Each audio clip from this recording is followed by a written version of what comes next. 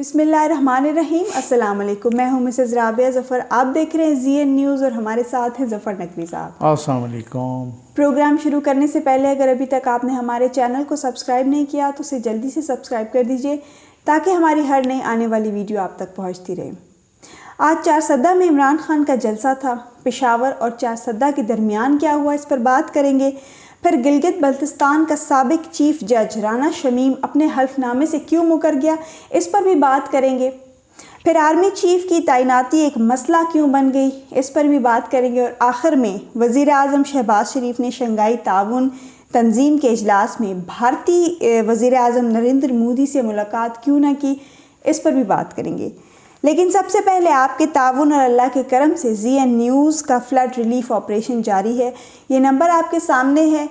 इस पर ज़फ़र नकवी साहब से इस व्हाट्सएप नंबर पर ज़फ़र नकवी साहब से रब्ता करके आप भी इस कार खैर में शामिल हो सकते हैं। जी बिल्कुल, बहुत शुक्रिया। और ये आप ही के ताउन और अल्लाह के करम से जारी है और इंशाअल्लाह आप इसी व्हाट्सएप नंबर पर रब्ता करके और हमसे मैकेनिज़्म मालूम कर सकते हैं कि किस तरह से आप जैसे बाकी भी बहन भाई वो करें।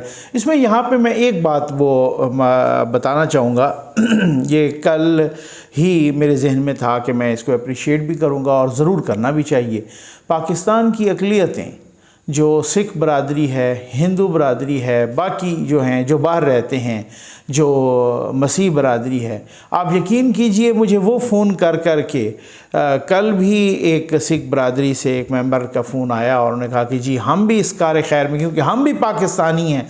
और उन्हें बताया रावलपिंडी का कोई इलाका कि मैं जी बेसिकली तो मैं पेशावर का हूँ और लेकिन यहाँ पे मैं रावलपिंडी भी काफ़ी अरसा रहा और फिर अब मैं आजकल बाहर होता हूँ, तो मैं जो है ना इस कार खैर में किस तरीके से चाहता हूँ। यकीन कीजिए बंदे का दिल खुश हो जाता है कि वो भी उसी तरह की पाकिस्तानियत, अगर पाकिस्तानी कौम जो है ना मुश्किल में है तो हमारी जो अक़लियतें हैं जो कि ये बाकी बरादरीज़ हैं वो भी उसी तरीके से बढ़ चढ़ के, तो मैं कहता हूँ कि उनको भी अप्रिशिएट करना चाहिए और उनका भी बहुत बहुत शुक्रिया।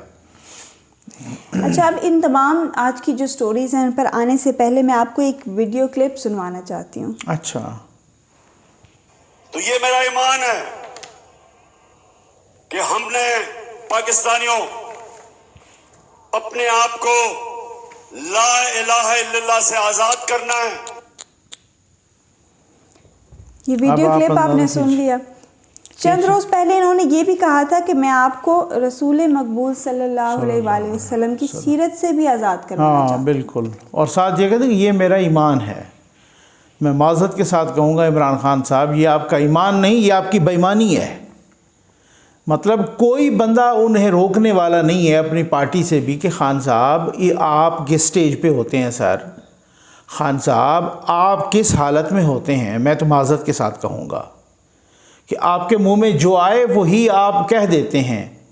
पहले कहा 2-4 रोज़ पहले हमने सुना कि मैं आपको रसूल सल्लल्लाहु अलैहि वसल्लम की, हज़ूर करीम सल्लल्लाहु अलैहि वसल्लम की ज़िंदगी और सीरत से आज़ाद कराना चाहता हूँ, नऊज़ुबिल्लाह। आज कहा कि ये मेरा ईमान है कि हमने आपको यानी मैंने आपको ला इलाहा इल्लल्लाह से आज़ाद कराना है। भाई ये कैसा इंसान है?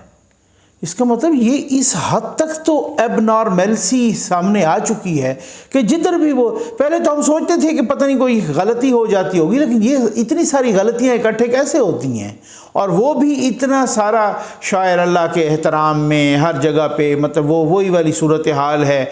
वो मैं देख रहा था 2-4 रोज़ पहले रबवा में तहरीक इंसाफ का ऑफिस खुला और फिर अब मुझे पता कहाँ से चला। अब मैं इस तरह का बंदा नहीं हूँ कि मैं इस तरह की बातें करूँ और ये मतलब इस तरीके से, मुझे रबवा टाइम्स से पता चला, रबवा टाइम्स से, ठीक हो गया ना, वहाँ से मुझे पता चला कि रबवा में तहरीक इंसाफ का ऑफिस खुला है। तो देख चलें, आप अपनी स्टोरीज़ पे आ जाएं। अच्छा, चारसद्दा में आज इमरान खान का जलसा था। पेशावर और चारसद्दा के दरमियान कुल 25 किलोमीटर का फासला है। हाँ जी, हाँ जी। लेकिन फिर भी इमरान खान हेलीकॉप्टर पर आए। जी बिल्कुल। यहाँ से भी आपको पता है कि जब वो यहाँ वज़ीर आज़म थे तो ये वज़ीर आज़म हाउस और बनीगाला का कितना एक फ़ासला, वो हेलीकॉप्टर 4 दफ़ा आता था। हेलीकॉप्टर आता सुबह 11 बजे, ले जाता तकरीबन, वो उनको तैयार होते होते वो 11:30 निकलते और फिर हम देखते कि 3-4 बजे वापस। टोटल तो ऑफिस में बैठते 3-4 घंटे और हेलीकॉप्टर। और फवाद चौधरी ने, जो कि झूठों में PhD की हुई है जिसने, वो कहते हैं जनाब 55 रुपये लीटर मिलता है वो उसका, वो इस हवाले से अब पता चला कि पता नहीं कौम के को 1 अरब के लगभग तो वो हेलीकॉप्टर पे खर्च कर गए हैं। भाई ये बताया जाए कि इमरान खान साहब खैबर पख्तूनख्वा के हेलीकॉप्टर पर किस हैसियत से बैठे। वो तो वैसे खान साहब को तो छोड़ दें, वो तो नहीं कहते जैसे झूले लिए या झूठे खाए, वो तो पूरी की पूरी काबीना, वो पिछली दफ़ा आया हुआ था उसका वो नैब के डॉक्यूमेंट्स, 1800 बंदे उस हेलीकॉप्टर पे घूमे, जिनमें जनाब फवाद चौधरी भी और पता नहीं कौन कौन लोग और बाकी सब के नाम लिखे। एक दफ़ा नहीं, कोई 50 दफ़ा, कोई 60 दफ़ा, कोई 30 दफ़ा, कोई 40 दफ़ा, कोई 10 दफ़ा। इमरान खान साहब 137 दफ़ा। अब बंदा पूछे कि कौमी ख़जाने को गर्क करके ये मार्को पोलो क्या फ़तह करना चाह रहा था, ये क्या चीज़ डिस्कवर करने जा रहा था कि सारा कुछ। अब 25 किलोमीटर का टोटल फासला है, लेकिन आप यकीन कीजिए कि इसका ज़रा चस्का पड़ गया है इसको सरकारी चीज़ के इस्तेमाल का, सरकारी हेलीकॉप्टर का। आज अभी मैं देख रहा था इलेक्शन कमीशन ने इनको नोटिस दिया है, क्या करेगा वो नोटिस? कुछ भी नहीं होगा। पहले क्या हुआ है, इनका कोई कुछ नहीं बिगाड़ सकता। इन्होंने एक तमाशबीनी की हुई है। ये भी देखा कि खान साहब की सिक्योरिटी पर माहाना 2 करोड़ खर्च होता है। ऐसे ही है, माहाना 2 करोड़ और सालाना को 24-25 करोड़। ये जो कैलकुलेशन है ना, मैं आपको लिख के देता हूँ, ये कैलकुलेशन उसका आधा भी नहीं है। ये तो खान साहब की सिक्योरिटी भी है ना। हम रोज़ देख रहे होते हैं, कभी खैबर पख्तूनख्वा का वज़ीर आला आ रहा है, वो परवेज़ इलाही और मुनस इलाही, जिनको ये वडा और निका डाकू कहते हैं जनाब, वो भी आ रहे हैं। गिलगित बल्तिस्तान की भी गाड़ियाँ आ रही हैं, यहाँ पे कश्मीर की भी गाड़ियाँ आ रही हैं। तो वो कौन को जेब से डलवा रहे हैं तेल?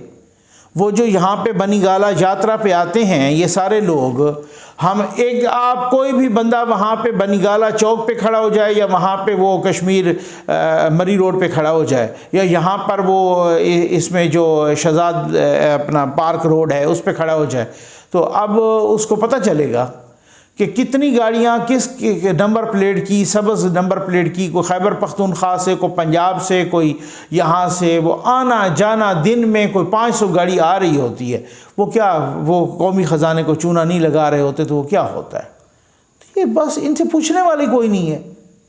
25 किलोमीटर का फासला उसने हेलीकॉप्टर पे आ गए। आ जाते हैं अपने नेक्स्ट टॉपिक पर। कुछ अर्सा पहले हमने देखा कि राना शमीम का एफिडेविट आया, जी हाँ, फिर आज वो मुकर गए। ये मामला क्या है? ये मामला ये है, मैं ज़रा मामला जल्दी सिंपल समझा भी दूँ। राना शमीम साहब हैं साबिक चीफ जज गिलगित बल्तिस्तान। उन्होंने कहा कि ये जब सारे ये केसेस वगैरह चल रहे थे ना, कोई 2018 की बात की गालिबन, उन्होंने कहा, और उनका एफिडेविट फिर अंसार अब्बासी साहब ने न्यूज़ और जंग में भी छापा था। उन्होंने एफिडेविट फिर वो यहाँ से वो जमा भी करवाया था इस्लामाबाद हाई कोर्ट में।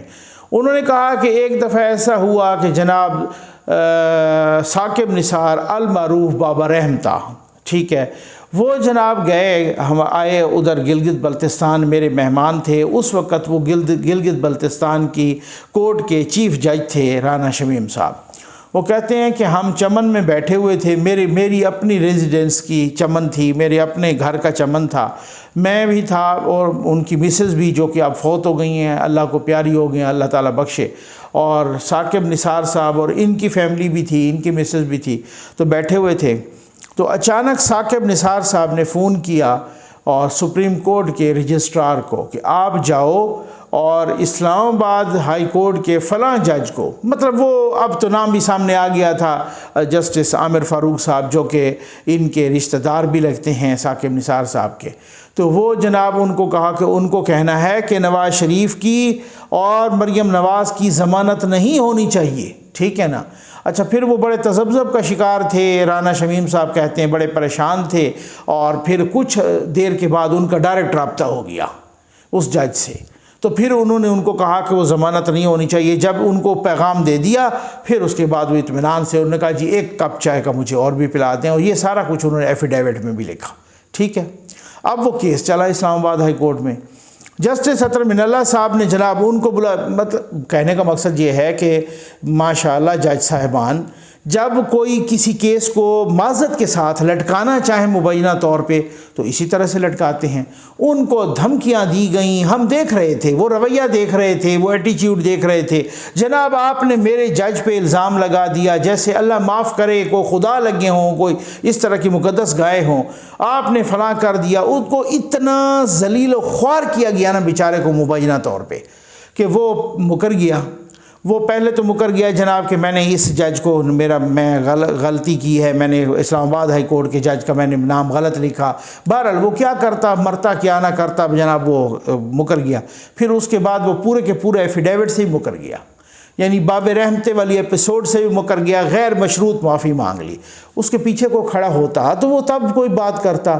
यहाँ तो नून की पोजीशन ये है जनाब कि वो तो कुछ भी नहीं करते, वो तो खैर से माशाल्लाह जो है ना, उन्होंने तो वो पीछे खड़े होने तो वो तो आजकल तो बिल्कुल ही कोई चुप लग गई है ना। तो मतलब कहने का ये है कि ये वाली सूरत हाल है ना, उनकी तो ये अब क्या कहे बंदा। अच्छा, 11 सितंबर को भी बेगम कुलसूम नवाज साहिबा की बरसी भी गुजरी। आपको कोई नून लीग की एक्टिविटी या कोई ऐसा प्रोग्राम नज़र आया? मुझे तो सिर्फ मरियम नवाज साहबा के एक ट्वीट के अलावा कुछ भी नहीं नज़र आया। अब मरियम नवाज साहबा जो ट्वीट कर रही हैं तो उनकी तो वालदा भी थी ना, वो तो सिर्फ को नायब सदर के तौर पे तो नहीं कर रही, वो तो एक बेटी भी हैं, वो तो वालदा उनके, उसके अलावा तो कोई। ये हमारे दोस्त हैं और मोहतरम हैं नुसरत जावेद साहब, उन्होंने कॉलम भी लिखा। उन्होंने ये कहा कि जी कोई अच्छा, कुलसूम नवाज साहबा सिर्फ ये नहीं है कि वो नवाज शरीफ साहब की बेगम थी, उनकी शरीक हयात थी। मरियम नवाज साहबा की जो है ना वालदा मोहतरमा शहबाज शरीफ साहब की भाभी, ये रिश्ते वाली बात नहीं है। नुसरत जावेद साहब ने लिखा कि वो वक्त था जब आमिर परवेज़ मुशर्रफ का दौर था, जब बड़े बड़े इनके दबंग लीडर जो है ना छुपे हुए थे बिलों में। उस वक़्त कुलसूम नवाज साहबा उठी और उन्होंने आमिर को ललकारा और ये सारा कुछ। और उसके बाद वो काफ़ी लंबा चौड़ा कॉलम लिखा और फिर उसके बाद जनाब वो कहा कि किसी को नज़र आया कोई इस तरीके से कोई नून लीग ने कुछ किया हो कुछ। अगर ऐसी सूरत हाल यहाँ पे पीटीआई की तरफ होती, ख़ुद आप ये देख लें मोहतरमा बेनज़ीर शहीद साहबा का वो आता है और बाकी भी उनके लीडरान का, बहुत सारी पीपल्स पार्टी बहुत सारी वो केक भी काटती है, बरसियाँ भी मनाती है सर, और बहुत अच्छी बात है, अपने उनको याद रखना चाहिए। नून का तो हमें समझ ही कोई नहीं आई। बाकी आप आ जाएँ जजेस पे, माशाल्लाह, मैं माशाल्लाह कहूँगा और इंतहाई माज़त के साथ इस्लामाबाद हाई कोर्ट के वो जो वकला का वो हमला केस और वो सारा कुछ हुआ था ना, तो वकला पेश नहीं होते थे कि जी वकला पकड़े गए थे बहुत सारे 16-17 वकला, और जिसमें ख़वातीन भी 2-3 थी, ठीक है, उनके छोटे छोटे बच्चे भी थे साथ। अच्छा, वो पकड़े गए थे तो वकला ने एहतजाज किया, वकला अदालतों में पेश नहीं होते थे। इन्होंने अपने जजेस को हुक्म किया कि जो भी वकील अदालत में पेश नहीं हो रहा ना उसका केस खारिज कर दें। अब आप अंदाज़ा कीजिए कि ये जब केस को निपटाना चाहें तो ऐसे ही निपटाते हैं, जब घुमाना चाहें तो फिर ये इस तरह से घुमाते हैं। मैं ये आपके व्यूअर्स के लिए ये बताना चाहूँगा, ये हमने कुछ चंद रोज़ पहले देखा एक बाबा जी का केस जो को पता नहीं कितने साल बाद वो जीता। सुप्रीम कोर्ट से बाहर निकल के वो कहता है कि वकील साहब से कि जी क्या हुआ। उन्होंने कहा बाबा जी फैसला आपके हक़ में हुआ। वो इतना उसको खुशी हुई कि उसी वक्त हार्ट अटैक हुआ, उधर ही मर गया बेचारा। आज मैं देख रहा था कि एक बंदा वो ओवरसीज़ पाकिस्तानी था, उसने को 27 साल पहले वो जो है ना उसके घर के सामने ये ISCO वालों ने, इस्लामाबाद इलेक्ट्रिक सप्लाई कंपनी जो है, इन्होंने को ट्रांसफार्मर लगा दिया। अच्छा, ये आम तौर पे लगाते हैं जनाब, वो केस लड़ता रहा, कभी किधर नेपरा गया, कभी किधर गया, कभी किधर गया। 27 साल के बाद आज इस्लामाबाद हाई कोर्ट ने वो जस्टिस बाबर सत्तार साहब ने आर्डर किया है कि इसके घर से जो है ना ट्रांसफार्मर 30 दिन के अंदर अंदर हटाया जाए। बाकियों को 27 साल लग जाते हैं और वो अगर इमरान खान हो उसको यूँ 27 मिनट में इंसाफ मिल जाता है। वो घर से आता ही नहीं है, 27 मिनट तो छोड़ दें, वो घर से ही नहीं आता, उसको फिर भी इंसाफ मिल जाता है। ये है आपका निज़ाम इंसाफ। अब बात कर लेते हैं कुछ आर्मी चीफ की तैनाती पर। पाकिस्तान में आर्मी चीफ की तैनाती इतना बड़ा मसला क्यों बन जाती है? अच्छा, वैसे ये आपने बड़ा रेलिवेंट और बहुत ज़बरदस्त किस्म का क्वेश्चन किया। आप अगर देखें ना, और बाहर के लोग तो हमें बहुत ज़्यादा ऑब्ज़र्व कर रहे होते हैं ना, ये अब तो वो वाली सिलसिला तो नहीं है कि जी वो ऊँटों पे सफ़र होगा और पता नहीं पत्थर का ज़माना होगा और पता नहीं ये होगा, और बात वो एक शहर से दूसरे शहर तक या एक गाँव से दूसरे गाँव तक भी पहुँचते महीनों लग जाएंगे, वो वाला तो नहीं। ये तो ग्लोबल विलेज है। आज आप बैठ के अमेरिका का क्लिक करते हैं, वो जनाब ट्विटर पे, फेसबुक पे, यूट्यूब पे फलां पता नहीं क्या क्या आ गए हैं सोर्सेज, रिसोर्सेज, सब कुछ जनाब आप जो है ना फौरी तौर पे जान लेते हैं। दुनिया हमें बड़ा गौर से देखती है।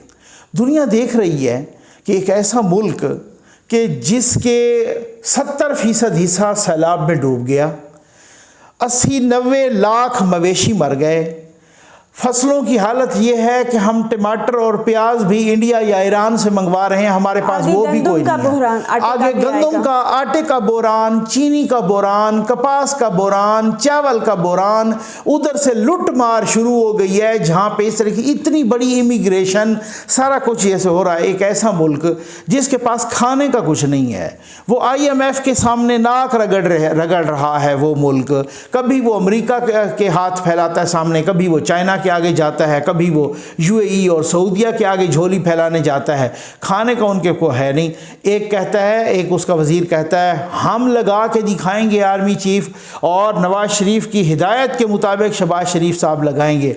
दूसरा कहता है जब हम चाहेंगे उस वक़्त लगाएंगे। तीसरा कहता है जनाब हम ही लगाएंगे, आप देख लेना। इमरान खान कहता है मैं आपको लगाने ही नहीं दूंगा। यानी ऐसा तरीका कि जैसे बिल्कुल जंगल, मैं माज़रत के साथ कहूँगा, जैसे जंगल में इस तरह से तो जानवरों का एटीट्यूड भी नहीं होता जो जिस तरीके से हमने, और तरीका लगाना किसको है, आर्मी चीफ को लगाना है। कभी इंडिया की आर्मी चीफ, इंडिया को छोड़ें वो तो एक डेमोक्रेटिक कंट्री है, दूसरे कभी अफगानिस्तान में आर्मी चीफ के लगाने पे भी इतना मसला हुआ है, कभी और मुल्कों के आर्मी चीफ पे लगाने पे इतना मसला हुआ है। बांग्लादेश का हमें तो नाम ही कोई नहीं आता, बांग्लादेश के आर्मी चीफ का, उसका तो नाम ही कोई नहीं आता। तो कुछ तो सोचें भी सही भाई कि एक ऐसा मुल्क जो तबाह हाल मुल्क है, जिसके पास खाने का आटा नहीं है, उसको आज इस वक्त सबसे ज्यादा आर्मी चीफ की अपॉइंटमेंट की पड़ी हुई है। तो ये क्या खान साहब को क्या मसला है आर्मी चीफ की तैनाती? भाई खान साहब को हर चीज से मसला है। खान साहब को सुकून से मसला है, ठीक हो गया ना। खान साहब को चैन से मसला है। खान साहब को कोई अमन से मसला है। खान साहब अमन का दुश्मन है, सुकून का दुश्मन है खान साहब। खान साहब को किसी ने चाबी भरी, जनाब उसने वो कहा कि जी आप इस तरीके से फसाद बनाना है, बस खान साहब ने सोचा नहीं है जनाब, खान साहब ने फसाद बना दिए।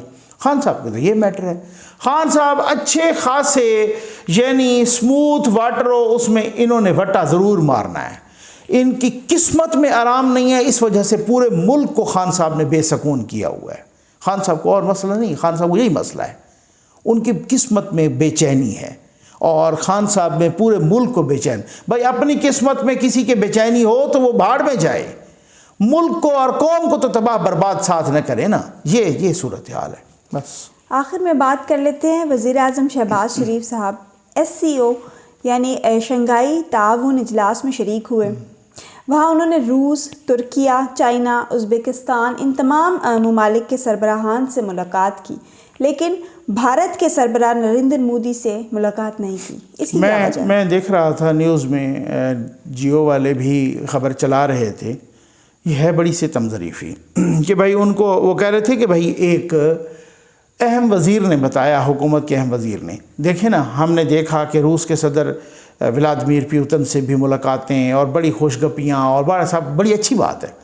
चाइना के सदर से भी, और चाइना के सदर ने भी तारीफ़ कर दी, रूस के सदर ने भी तारीफ़ कर दी। रूस के सदर ने नवाज शरीफ साहब की भी तारीफ़ कर दी कि आपके भाई आते थे ऐसे इजलासों में, तो बड़ी अच्छी यादें हैं उनके साथ। उज़्बेकिस्तान पे भी, और तुर्की जिसको कहते हैं आजकल उनका नया नाम तुर्किया है, तो उनको भी जनाब रजब तैयब अर्दोगान साहब, उन्होंने भी वो बड़ी तारीफ़ें की, और साथ बार बार हमने सारी फ़ोटो देखी, वीडियो देखी, सब कुछ।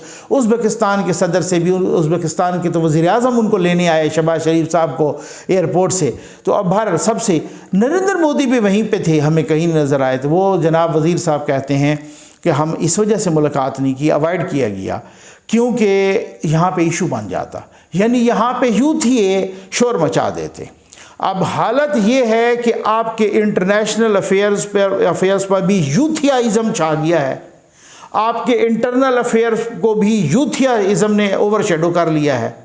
आपके तमाम इश्यूज़ पर अब आप दूसरे मुल्कों से ताल्लुकात रखें तो तब भी यूथियों से डर के रखें। ये सितम ज़रीफ़ी है भाई। 2018 में जो कुछ हुआ ना, और जिस तरीके से चलते हंसते बसते पाकिस्तान को खाई में फेंक दिया गया सिर्फ बुग़्ज़ नवाज़ में, और जिन लोगों ने फेंका वो आपको पता है किन लोगों ने फेंका, ठीक है ना, जिनका हम नाम ही नहीं ले सकते, उन लोगों ने फेंका और जिसको आके बिठाया। ये आप अशरों तक नहीं, इसको सदियों तक भुगतना। आपने एक ऐसी कौम तैयार कर ली है, एक ऐसी कौम। अब मैं आपको बताऊं, ट्विटर पे हम एक ट्वीट करते हैं, मेरी आदत नहीं, मैं कभी गैर पार्लिमानी अल्फाज इस्तेमाल किए हूँ, ये गाली जी नंगी माँ बहन की गालियाँ देते हैं, हमें कमेंट्स में भी देते हैं। हम तो इतना भी नहीं कि कोई कह रहे हैं कि जनाब ये जो यूथिये हैं ये कोई बेशरम बेगैरत या इस तरह के अल्फाज।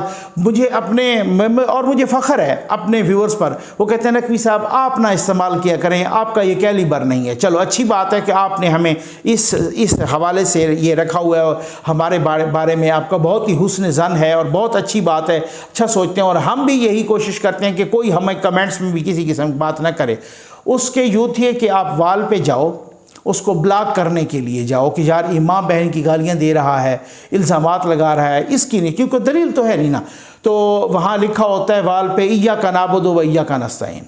इंसान सकते में आ जाता है कि एक तरफ ये लिखा है और दूसरी तरफ इसको देखें माँ बहन की नंगी गालियाँ दे रहा है। ये वो लोग हैं जहाँ दलील ख़त्म हो गई है। आप दलील से बात करते हैं, यानी वो कौम कि जिस कौम में इस तरह की कौम यूथ पैदा हो जाए, इस तरह की बेशरम कौम पैदा हो जाए कि आप उनको दलील दें, दलील से बहस करें, आपको दलील के जवाब में माँ बहन की नंगी गालियाँ दें, तो इसका मतलब क्या है? इसका मतलब ये है कि हम उस गड्ढे में गिर गए हैं। इसमें आपको अशरे नहीं, आपको सदियां लगेंगी। आप ये देख लेना। मैं कहता हूं आप यहां पे महातीर मोहम्मद को बिठा दें, आप यहाँ पे माओ ज़ेतुंग को ले आएँ, आप यहाँ पे आयतुल्लाह खुमैनी टाइप के बंदे को ले आएँ, आप यहाँ पे किसी को ऐसे को ले आएँ, नेल्सन मंडेला टाइप को ले आएँ, आप यहाँ पे महातीर मोहम्मद को ले आएँ, किसी को ले आएँ। ये नहीं हो सकता तब तक मुल्क ठीक, जब तक इस मुल्क के इदारे ठीक नहीं करेंगे, जब तक इस जैसे फितने को नहीं कंट्रोल किया जाएगा। कहाँ से लेंगे पैसे? ज़मीन से पैसे लेंगे, ज़मीन को खोद के पैसे निकालेंगे। यही आज चलो मैं कहता हूँ 1 मिनट के लिए इमरान खान को बिठा दिया जाता है, इसी IMF के पास नहीं जाना पड़ेगा, इसी सऊदिया के पास झोली नहीं फैलानी पड़ेगी, UAE और चाइना के सामने इनके गिट्टे गोड़े नहीं पकड़ने पड़ेंगे, वर्ल्ड बैंक और अमेरिका के साथ नहीं, हम पे को मन्नो सलवा उतरेगा, कहाँ से आएगा? ये यूथिये ऐसे मुखर्रबुल अखलाक कर दिया है इसको इमरान खान ने। मतलब हालत तो ये है कि ये ऐसी कौम है कि वो कहते हैं जनाब, कोई कहता है कि मैं इमरान खान का पखाना खाने के लिए तैयार हूँ, कोई कहता है मेरी माँ उससे शादी करने के लिए तैयार है, कोई कहती है। अब मैं देख रहा था एक यूथनी वो जो है ना बाहर एक एहतजाज कर रहे, उसे किसी ने पूछा भाई आपको तब्दीली बताएं जो खैबर पख्तूनख्वा में KPK में तब्दीली। उसने कहा तब्दीली वो मतलब मैं तो इतनी पॉलिटिक्स वो नहीं जानती, मैं अपनी अम्मी से पूछ के बताती हूँ। वो हालात हैं, ये यहाँ पे हालात है। ना इनकी कोई नॉलेज है, ना इनकी कोई सेंस है, ना इनको कोई पॉलिटिकल कोई किसी किस्म की कोई दिलचस्पी है, कुछ भी नहीं है। इन्होंने पूरी कौम को, चाहे वो यूथिया यहाँ का है या चाहे वो बाहर रहता है, तबाह बर्बाद करके रख दिया है पूरी कौम को। जनाब यहाँ से सदियाँ लगेंगी भाई आपको निकलने में, इतनी आसान बात नहीं है। इससे तो फिर हमारा मुल्क जमूत का शिकार भी हो चुका है, हो जाएगा। मैं कहता हूँ आप जो पहले कहा ना हो चुका है, जी बिल्कुल हो चुका है जमूत का शिकार। और जो उसको मैं आपको मिसाल दूँ, ये बांग्लादेश आपका हिस्सा था, 1971 में अलग हुआ ना, वो कहाँ पहुँच गया? उसके सारे फैक्ट्स एंड फिगर देख लें, आपसे कई गुना ज़्यादा आगे हैं। इंडिया से हम अलग हुए, उसके फैक्ट्स एंड फिगर्स तमाम डिजिट्स देख लें, कई गुना आगे हैं हमसे। तो अफ़गानिस्तान आगे निकल गया बहुत सारे मामलात में। उसकी वजह यह है कि कभी हम पे कोई सवार होता है, कभी कोई अब ये जो यूथिया कौम सवार हुई है ना, अल्लाह मान अल हफीज़, इससे जान छुड़वा के दिखाएं। मैं आपको कहता हूँ ये वो कौम है जो ये कौम यूथ जो है ना, ये कौम लूत से कोई बुरी बला है। मैं अब क्या कहूँ आपको। इसके साथ ही हमारे आज के प्रोग्राम का वक्त ख़त्म हो जाता है। उम्मीद है आपको आज का प्रोग्राम पसंद आएगा। अपना फीडबैक ज़रूर दीजिएगा। अल्लाह हाफिज़।